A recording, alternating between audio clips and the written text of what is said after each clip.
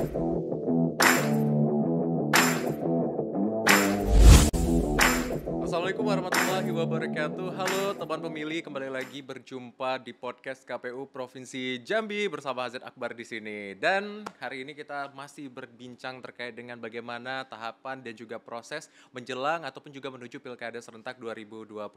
Dan hari ini saya langsung ditemani dengan narasumber yang begitu luar biasa. Sebelum mulai saja tadi saya sudah begitu banyak dibuat tertawa ya.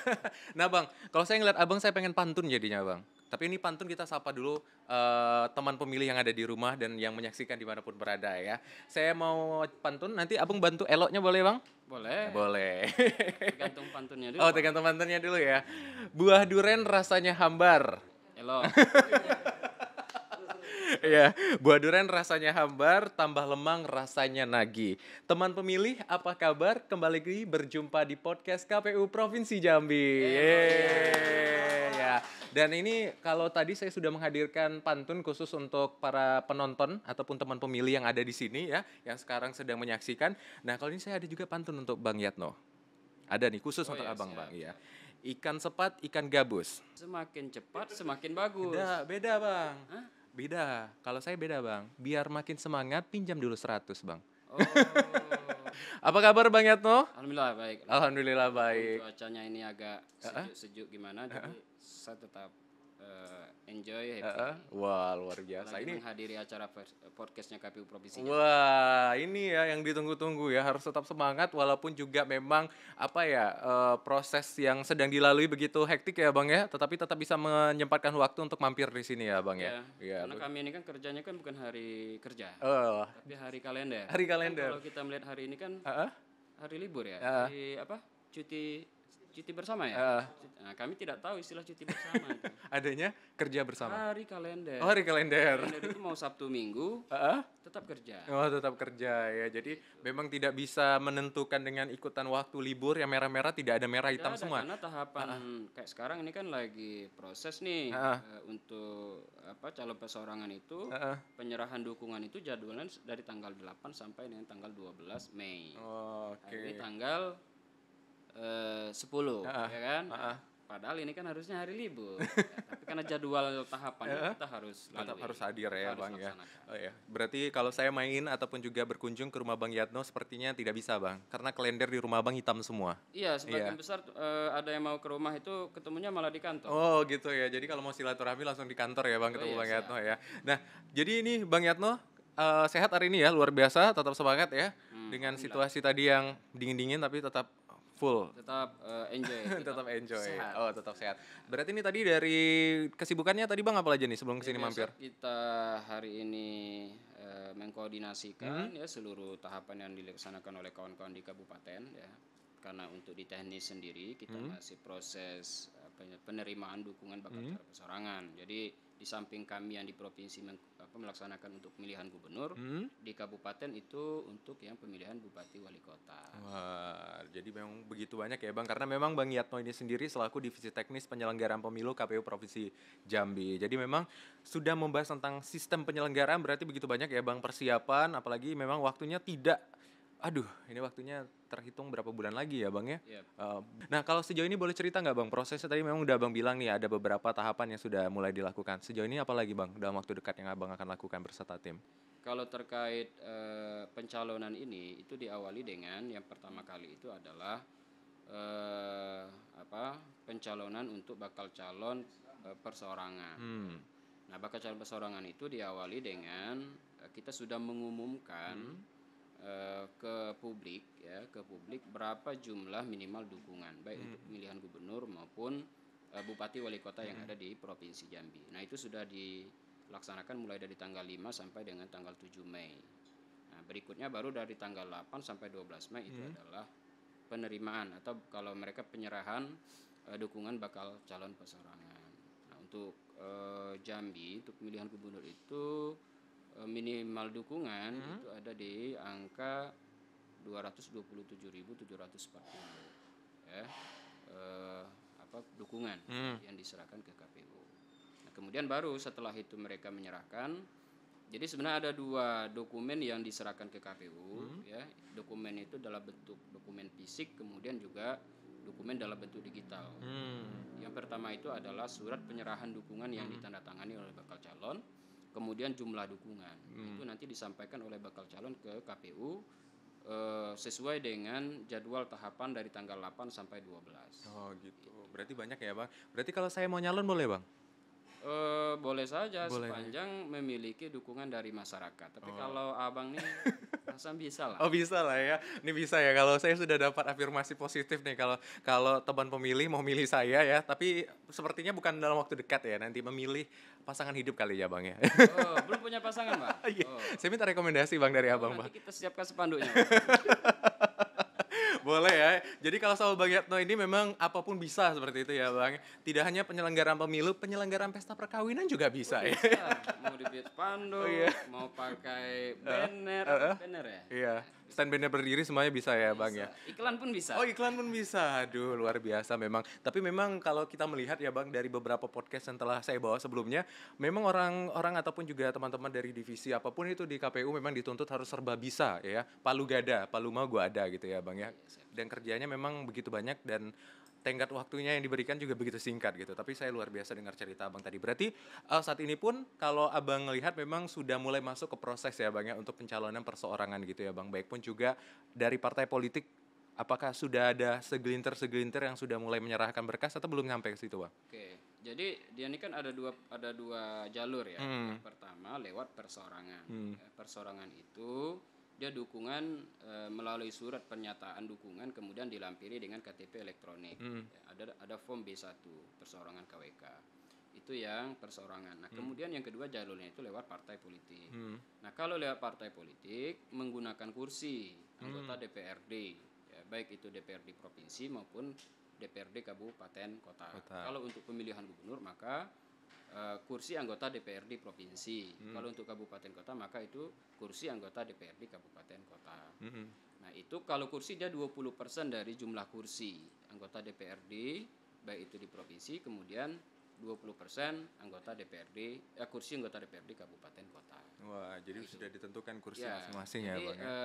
yang pertama tadi perseorangan. Jadi kalau perseorangan itu dia tidak menggunakan kursi tapi dukungan dari masyarakat. Yang kurang lebih Ya, tadi berapa Bang harus 200 syaratnya? kalau untuk pemilihan gubernur itu 227.000. 227.000. Jadi siapapun nih ya teman pemilih yang ingin berniat atau meniatkan diri ingin menjadi calon baik itu pemimpin kabupaten ataupun kota ataupun juga masuk ke dalam pemimpinan provinsi Jambi, gubernur mungkin gitu ya Bang ya. Jangan lupa tentukan ataupun juga maksimalkan di angka tadi 2.000 sekian ya Bang. Jadi administrasinya lancar, jadi nggak repot ya Bang ya. Nanti kalau untuk pelaporan dan lain-lain seperti itu. Nah tadi sejauh ini memang ada dua sistematis yang diterima oleh KPU ya Bang ya. Ada dari perseorangan dan juga ada dari partai politik yang memang terbuka untuk siapa saja. Nah sebelum itu Bang, nanti Abang mau pesan minum apa? Saya suka nawarin minum ya Bang di sini Bang. Ini jam 5 ya, gitu. jam setengah. Boleh lah, kopi bisa kok. Oh kopi bisa ya, oke. Jadi ini favorit saya kopi. favorit saja. Jadi memang temanya kalau di podcastnya yang KPU Provinsi Jambi menawarkan minum terlebih dahulu. Kalau tawaran yang lain nanti ya Bang ya. Enggak. Kopi itu biasanya ada pasangannya. Oh ada pasangannya. Karena hidup selalu berpasangan gitu ya Bang. Kan kalau kopi manis, maka pasangannya harus yang tidak manis. Oh gitu. Bisa goreng kentang. Oh gitu ya. Aduh kode nih. Siap. Untuk Abang apa yang tidak? Karena tadi Abang sudah menyediakan waktu untuk kita, menyediakan waktu untuk berngobrol bersama kami di sini. Kami juga akan menyediakan apa yang Abang inginkan sih. Enggak ya Bang ya. Oke Bang, kita lanjut lagi Bang. Tadi sudah sampai memang tahapan dengan dua prosedural ya Bang, terbuka untuk siapa saja. Jadi partisipasi pemilih ataupun juga ingin bergabung menjadi partisipasi dalam apa ya istilahnya peserta pemilu pilkada gitu boleh-boleh saja ya Bang ya selama syaratnya memang ditentukan. Nah, kalau dalam pencalonan ini Bang, ada nggak syarat-syaratnya Bang? Tadi memang syarat yang pertama kan sudah jelas tadi harus ada dukungan, kemudian pemenuhan kursi. Kalau secara personal Bang, syaratnya Bang, misalnya kalau saya nih mau mencalonkan, apakah ada syarat-syarat personal nggak Bang? Iya, jadi di sini ada dua. Yang pertama syarat pencalonan. Kemudian yang kedua baru syarat calon. Kalau syarat pencalonan untuk perseorangan itu adalah dukungan. Basisnya dukungan yang tertuang dalam surat pernyataan dukungan oleh masyarakat kepada bakal calon. Itu syarat pencalonannya. Nah, itu disampaikan ke KPU pada tanggal 8 sampai 12 tadi ya. Kemudian baru nanti ada verifikasi administrasi, kemudian lanjut verifikasi faktual sampai terakhir itu nanti penetapan jumlah minimal dukungan. Ketika dia terpenuhi, maka dia bisa lanjut ke pendaftaran.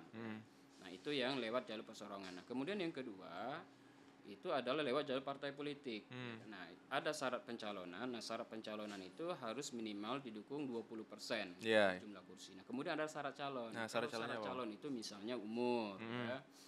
Kemudian terkait dengan pendidikan ijazah minimal SMA, ya, pendidikan sederajat, ya, SMA atau sederajat, ya, kemudian banyak juga tidak tidak pernah dipidana, ya, kemudian sehat jasmani dan rohani, bebas penyalahguna narkoba. Nah, itu syarat yang terkait dengan kita tahan dulu Bang. Oh, udah datang nih langsung Bang. Tadi Abang mintanya yang lawan-lawan kan, ini sudah berlawanan Bang, luar biasa ini. Ada Indonesianya, ada luarnya gitu ya. Ini apa nih, roti ya? Iya. Bukan goreng kentang. Nanti kita sulap Bang, jadi goreng kentang. Oh gitu. Iya.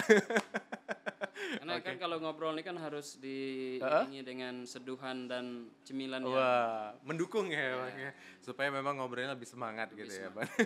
Oke, Bang Yatna tadi ya sudah banyak proseduralnya juga, harus ada istilah memenuhi ijazah, kemudian tidak menutup kemungkinan kalaupun memang ada yang memperorangan, kalau lengkap ya monggo gitu ya Bang ya, tidak ada lagi istilahnya demokrasi ini tertutup untuk partai politik tertentu, tidak ya Bang ya, tetapi semua orang bisa seperti itu mengakses hal tersebut ya Bang. Nah, kalau untuk lebih detailnya ada nggak nih KPU Bang ngeluarin istilahnya pusat informasi atau aksesnya lebih detail di mana ya Bang kalau biasanya Bang? Jadi kan kalau kami di provinsi itu adalah pelaksana tahapan untuk pemilihan gubernur kalau pilkada, ya. Kemudian di kabupaten itu pelaksanaan tahapan pemilihan bupati wali kota. Nah, untuk seluruh proses tahapan yang dilaksanakan itu KPU sudah menyediakan, ya. Kalau pencalonan itu ada namanya sistem informasi pencalonan. Silon, ya. Silon. Jadi prosesnya itu sekarang sudah menghindari penggunaan kertas, jadi less paper, jadi sedikit ya menggunakan kertas. Nah, kalau dulu saya pernah mengalami, jadi sebelum di provinsi, saya dulu di KPU Kota Jambi.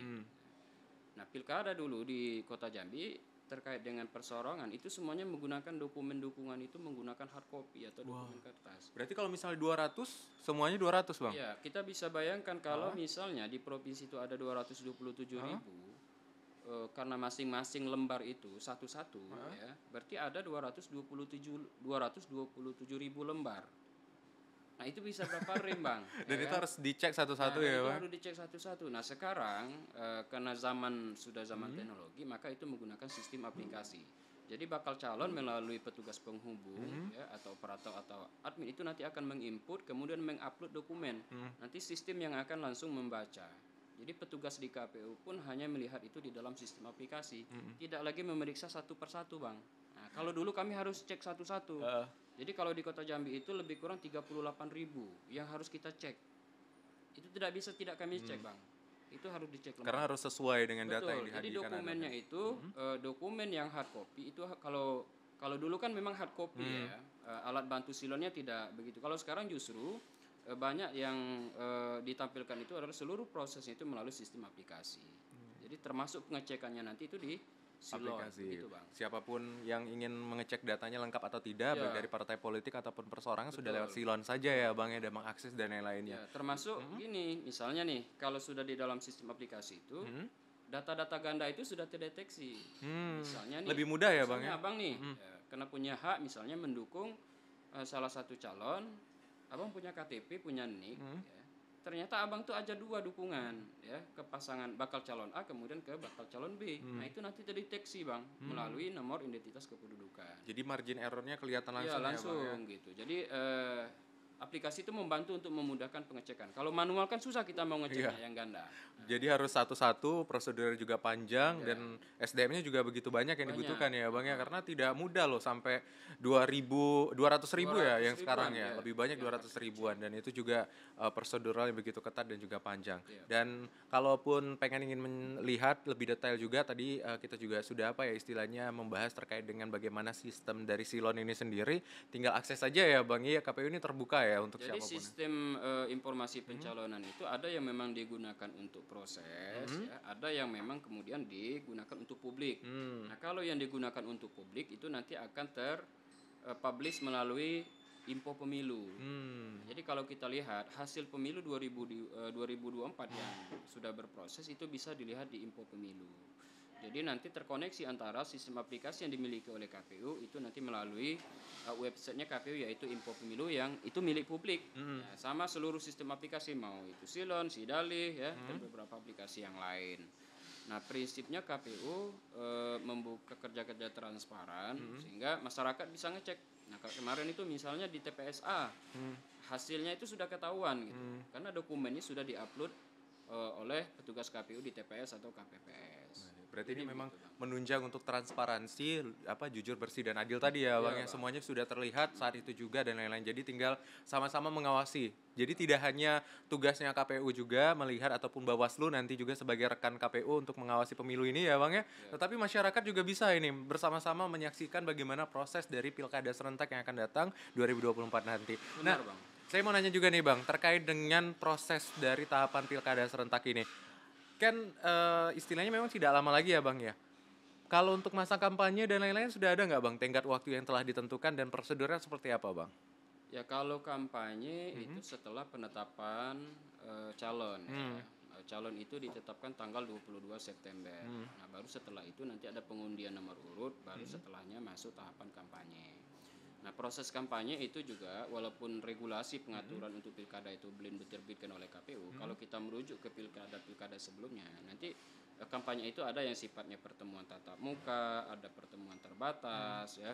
Kemudian ada kampanye di media, kemudian iklan, termasuk juga nanti ada debat, Bang. Nah, karena pilkada ini kan ada debat kandidat atau debat calon ya yang difasilitasi oleh KPU. Prinsipnya bahwa proses penyelenggaraan pilkada dari tahun ke tahun itu secara umum itu tidak ada yang berbeda. Cuman perbedaan itu lebih ke pengaturan teknis saja yang diatur oleh KPU yang mungkin dulunya masih menggunakan dokumen hard copy, sekarang lebih cenderung ke menggunakan dokumen digitalisasi ya, Peningkatan ya, seperti itu ya, Bang ya. Bang, ini saya kering nih. Oh, boleh, silakan, Bang. Monggo, Bang, silakan dicoba dan diminum ya. Tadi saya mau menawari Abang cuman lagi asik kayak ngobrol. Abang mau coba yang mana? Yang sebelah atau yang ini? Ini apa nih, Bang? Kalau yang ini kopi, Bang. Ini pakai gula ada, Bang? Pakai. Kalau butuh gula tambahan boleh, Bang. Nanti saya tambahin. Soalnya saya sudah terlampau manis, Bang.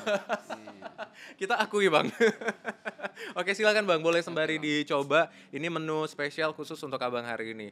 Dan tadi juga ada belum ya, Bang? Ini belum berubah jadi goreng kentang tadi ya, Bang.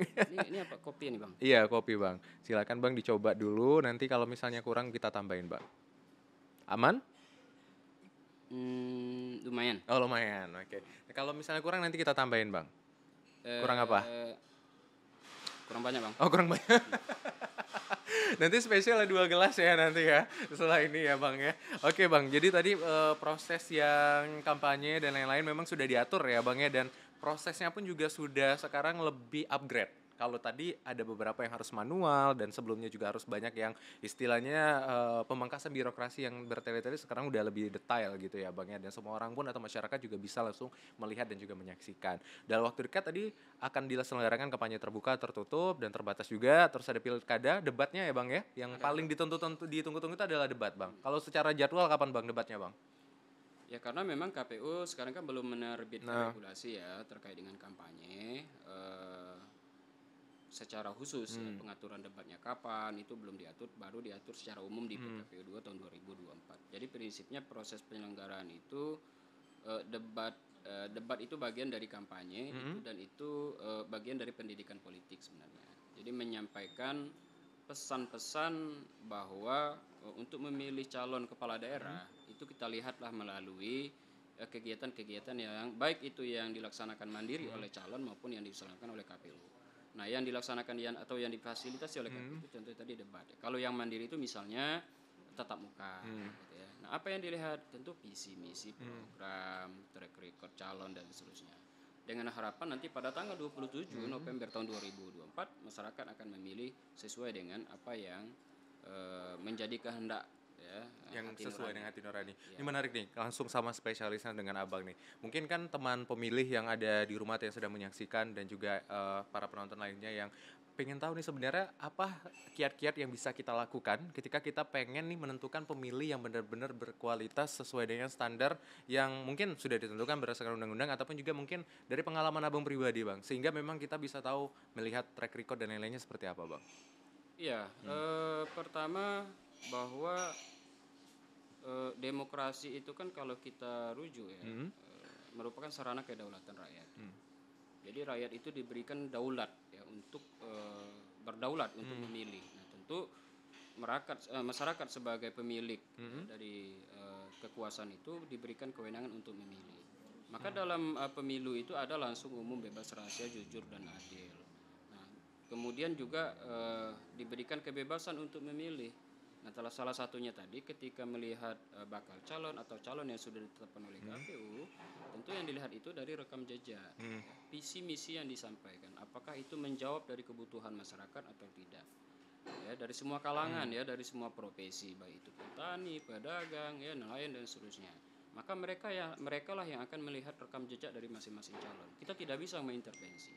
Nah, pada tanggal 27 November nanti, maka dialah yang akan memilih. Siapapun yang terpilih, itulah yang menjadi prinsip demokrasi. Adalah prinsip demokrasi itu siapa yang dipilih oleh rakyat atau oleh masyarakat, itulah yang harus kita dukung, gitu bang. Jadi memang harus benar-benar kita sebagai pemilih ini harus benar-benar melek gitu ya bang ya. Iya, bang. Harus tahu dulu siapa yang akan kita pilih, kemudian kandidatnya seperti apa, syarat dan kriterianya bagaimana. Terus yang paling penting bagaimana sesuai tidak visi dan misi yang dihadirkan dengan kebutuhan saat ini ya bang, dan 5 tahun yang akan datang. Karena tadi menurut yang sudah kita bahas dan juga prinsip demokrasi, bahwa yang akan memimpin dan membawa perubahan selama 5 tahun ke depan itu adalah pemimpin yang nanti kita pilih, seperti itu ya bang. Jadi jangan sampai salah pilih ya bang ya. Betul, betul sekali bang. Karena nanti kalau salah pilih bingung bang, apalagi sampai nggak milih bang. Nah kalau nggak milih gimana nih bang? Jadi kalau ya negara kita di Indonesia nih ya, memilih itu masih hak, ya. Dia bukan kewajiban. Beda di beberapa negara itu milih itu wajib. Jadi kalaupun itu tidak diambil, itu tidak ada sanksinya. Nah, karena apa? Karena memilih itu masih hak. Nah, maka KPU dalam hal ini hanya melayani. Maka tagline KPU itu salah satunya melayani. Melayani siapa? Melayani peserta pemilu, kemudian melayani pemilih. Ya. Nah, kalau pemilih artinya kami harus melayani bagaimana memastikan pemilih itu bisa datang ke TPS. Syarat dan ketentuannya dia harus terdaftar dulu dalam DPT, ya. Prosesnya panjang. Kemudian ada peserta pemilu. Nah, peserta pemilu tadi ada yang lewat jalur perseorangan, ya, ada yang lewat jalur partai politik. Nah, bagi kami menyuguhkan itu ke publik, ke masyarakat, nanti pada tanggal 27 November ya masyarakatlah yang akan memilih kemudian siapa pemimpin yang kira-kira layak untuk memimpin Jambi 5 tahun ke depan. Begitu, Bang. Berarti memang semuanya dibebaskan ya bang ya. KPU dan juga unsur terkait ini hanya menyediakan atau juga memberikan wahana mengakomodasi ya bang ya.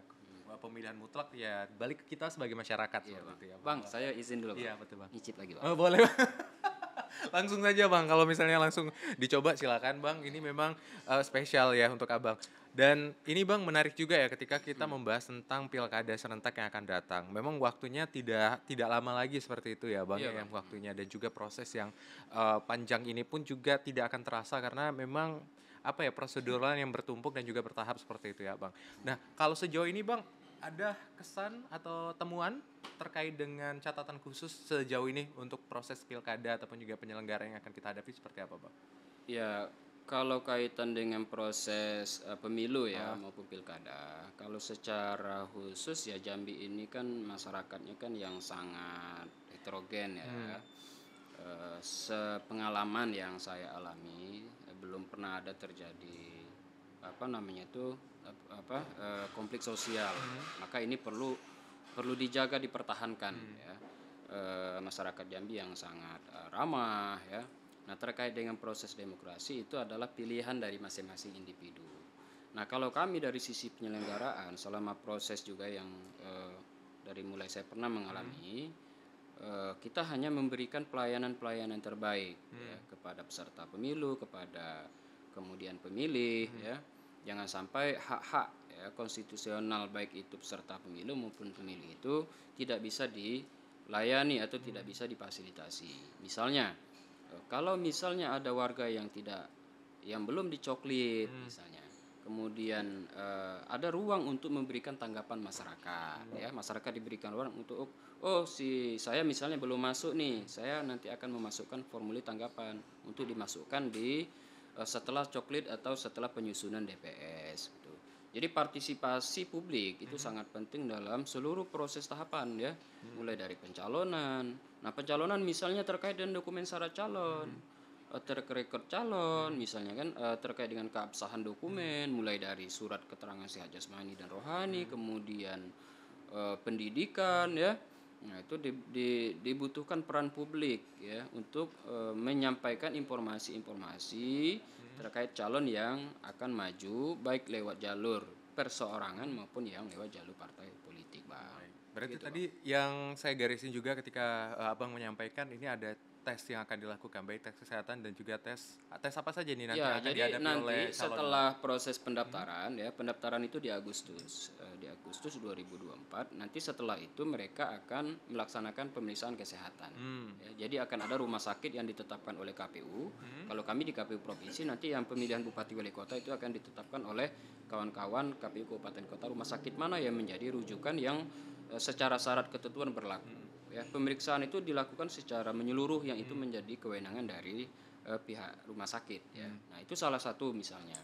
Kemudian juga ada juga misalnya terkait dengan di samping dengan pemeriksaan, ya, kesehatan, mereka juga misalnya harus menyampaikan visi misi tadi yang disampaikan, yang harus ya. menjadi ini. Nah, itu juga menjadi bagian dari syarat, ya. Harus syaratnya, ada visi misi. Kalau tidak ada visi misi tidak bisa maju, Bang. Bingung ya, Bang, ya. Dan itu Benar-benar. tertuang dalam dokumen resmi yang sudah disiapkan oleh KPU. Baik. Kalau untuk tes kesehatan mentalnya, Bang, apakah akan Termasuk. ada? Oh, Jadi juga ada nanti ya? dia di pemeriksaan kesehatan itu kan ada jasmani dan rohani. Oh, oke. Berarti semuanya di Di cek ya, Bang, ya? dicek keseluruhan apakah secara jasmani memenuhi standar kesehatan, kemudian secara rohani juga gitu. Jadi ketika nanti terpilih ya tidak ada persoalan lagi di kemudian hari. Berarti memang istilahnya regulasi untuk menentukan pemilih ini sendiri dari KPU ini sendiri sudah begitu sesuai dan juga diperketat dengan perundang-undangan seperti itu ya, Bang. Jadi Iya. nanti ketika memang sudah duduk di bangku pemerintahan ataupun juga menjadi pemimpin untuk masyarakat terkhusus Provinsi Jambi ataupun juga kabupaten kota, tidak ada lagi alasan kalau misalnya ada A, ada B, ada C, karena memang sudah sebelum mengikut sudah jelas ya, Bang, ada tes A, tes B yang memang harus dilalui dan juga harus verified atau memang lolos seperti itu ya, Bang, ya. Betul, Bang. Baik. Nah, Bang, untuk yang terakhir nih, Abang Abang ada semangat ya. Iya, saya semangat dong. Harus semangat, Bang, ya. Abang minum lah nih dikit. Nanti, Bang, kalau saya minum Biar agak biasanya, rileks, Bang. iya, kalau yang ini biasa saya minumnya ketika Terakhir, sudah, iya, terakhir, Bang. Atau mau saya sudah Romantis banget nanti kita, Bang. Oke. Oke, Nah, lanjut. Bang, siap. Nah, yang terakhir nih, Bang. Kalau pesan dan kesan, Bang, mungkin ada rekomendasi ataupun juga himbauan kepada masyarakat ataupun juga pencalonan nih yang ingin mencalonkan diri baik melalui partai politik ataupun juga perseorangan. Kira-kira Ya, ada tidak? proses pencalonan itu kan ranah dari partai politik, ya. Jadi kami di KPU itu hanya menerima kalau yang lewat jalur partai maka partai politik yang mendaftarkan ke KPU. Beda dengan jalur perseorangan. Kalau perseorangan itu perseoranganlah nanti yang akan mendaftarkan diri KPU. Jadi bagi Bapak Ibu yang punya keinginan maka proses awalnya itu ada di partai politik. Jadi ada penjaringan. Maka sekarang tuh lagi berproses, masing-masing partai lagi menerima pendaftaran, ya, pendaftaran bakal calon baik itu gubernur maupun bupati. Nah, dari sana nanti baru partai yang akan mendaftarkan ke KPU. Karena ada dokumen-dokumen yang juga harus disampaikan oleh partai ke KPU, ya, mulai dari persetujuan dari DPP, ya, kemudian ada kesepakatan bersama untuk mendukung bakal calon tertentu. Nah, itu nanti akan dituangkan dalam dokumen. Jadi prinsipnya KPU itu menerima dari partai. Kalau untuk perseorangan, maka perseorangan itu yang akan mendaftar dengan syarat dia sudah memenuhi syarat ketentuan minimal dukungan yang sudah ditetapkan oleh KPU. Jadi gitu, Bang. Baik, Bang. Kalau misal nih, kalau kemarin di pemilu saya ada dengar nih, kalau misalnya ada batasan terkait dengan kampanye nih, Bang. Kan ini areanya zona abang juga nih. Ada area-area tertentu yang dilarang untuk berkampanye. Kalau untuk pilkada ini masih sama, Bang? Larangannya terkait dengan zona rumah sakit, mungkin tidak boleh dipasang spanduk dan lain-lain, atau ada tempat-tempat tertentu, Bang? Ya, secara umum regulasi pengaturan kampanye walaupun nomenklaturnya beda, ya. Kalau pemilu itu Undang-Undang 7 tahun 2017, ya. Walaupun terakhir ada Undang 7 tahun 2023 perubahan. Kemudian kalau pilkada itu Undang-Undang 10 tahun 2016, ya, tentang perubahan atas Undang-Undang nomor 1 tahun 2015 tentang peraturan pemerintah pengganti Undang-Undang Nomor 1 tahun 2014. Jadi pengaturannya berbeda. Tapi di dalam dalam pasal-pasal itu ada beberapa klausul pasal itu sudah diuji ya di Mahkamah Konstitusi, termasuk di situ pengaturan kampanye. Nah, maka kemudian nanti kita akan melihat apakah putusan MK terakhir dengan kampanye yang sempat heboh kemarin dilarang itu nanti akan dituangkan di dalam regulasi yang diterbitkan oleh KPU, yaitu peraturan Komisi Pemilihan Umum. Secara umum prinsipnya itu ya, kampanye di dalam tempat ibadah, dan seterusnya itu dilarang. Tapi itu juga nanti ada beberapa pengaturan mungkin menyesuaikan dengan putusan MK. Prinsipnya kita tunggu saja itu aturan yang diterbitkan oleh KPU. Dirilis segera ya Bang ya, sesuai dengan ketentuan dan juga peraturan. Ya, harapannya memang Pilkada serentak 2024 ini sendiri nanti berjalan dengan sesuai aturan. Kemudian semua peserta mengikuti aturan yang sudah ditetapkan, pemilih juga dapat berleluasa mengeluarkan hak suaranya seperti itu ya Bang ya. Dan juga penyelenggara ini juga dapat tetap berintegritas dalam porsi yang sesuai dan telah ditetapkan. Begitu yuk. Oke, terima kasih banyak Bang Yatno sudah ngobrol dan berbincang dari tadi. Kayaknya Bang melihat ini ya. Nanti kita habisin langsung diskusi dan juga ngobrol lanjut lagi di luar. Siap Bang. Pokoknya ada waktu Abang ajak saya ngopi, kita diskusi Bang. Wah, kita luar siap biasa. selalu. Ini saya senang banget ya. Jadi memang terbuka ya untuk siapapun juga teman pemilih yang ingin langsung berdiskusi ataupun juga langsung berbincang baik dengan Bang Yatno ataupun juga pihak-pihak KPU atau penyelenggara itu terbuka ya Bang ya, karena memang teman-teman ataupun juga divisi dari KPU ini sendiri menerima seluruh aspirasi dari masyarakat terkait dengan pembenahan agar Pilkada serentak 2024 ini dapat dinikmati. Dan saya memang menggarisbawahi tadi Bang ada beberapa poin baik dari pencalonan seorang ataupun juga terkait dengan partai politik yang jelas harus mengikuti aturan yang sudah ditetapkan baik itu dari Mahkamah kemudian juga ataupun juga aturan yang nanti dikeluarkan oleh penyelenggara ini sendiri agar memang semuanya bersesuaian dengan prosedur yang sudah dilakukan ya Bang ya. Siap. Terima kasih banyak Bang Yatno sudah mampir hari ini di tengah kesibukannya. Di awal tadi sudah menyampaikan bahwa kalendernya hitam semua gitu. Kami tidak ada hari libur ya.